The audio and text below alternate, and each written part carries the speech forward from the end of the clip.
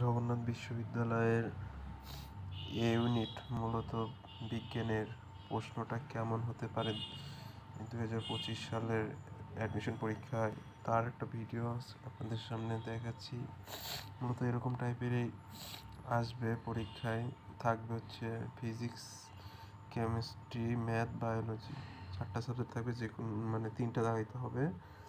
এর মধ্যে 4 সাবজেক্ট যেটা সেটা স্কিপ করতে পারবেন, আর সবগুলোতে 8টা করে এমসিকিউ থাকবে।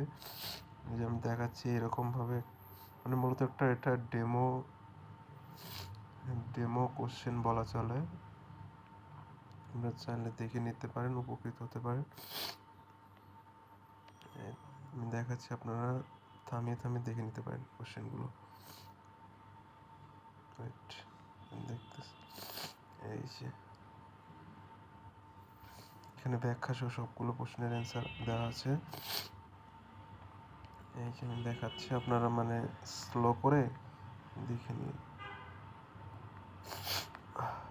আজকে ঠান্ডা লাগছে, ভালো করে কথা বলতে পারতেছি না।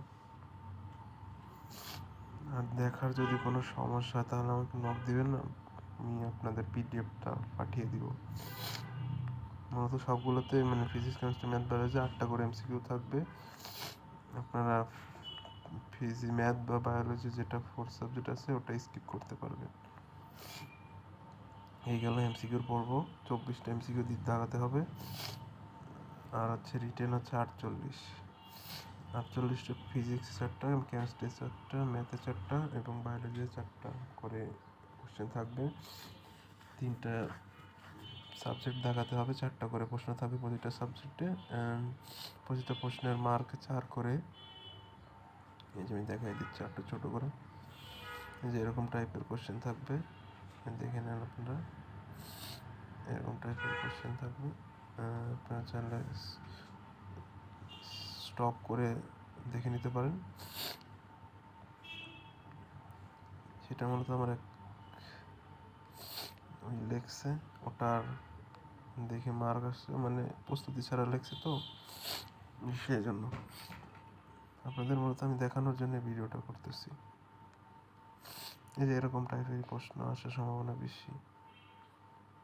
ভিডিওটা আমি আর বেশি বড় করতে চাই না, আপনারা মানে স্লো করে দেখে নিন।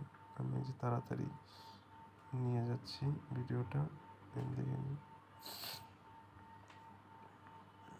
এই তো এরকম প্রশ্ন আসবে।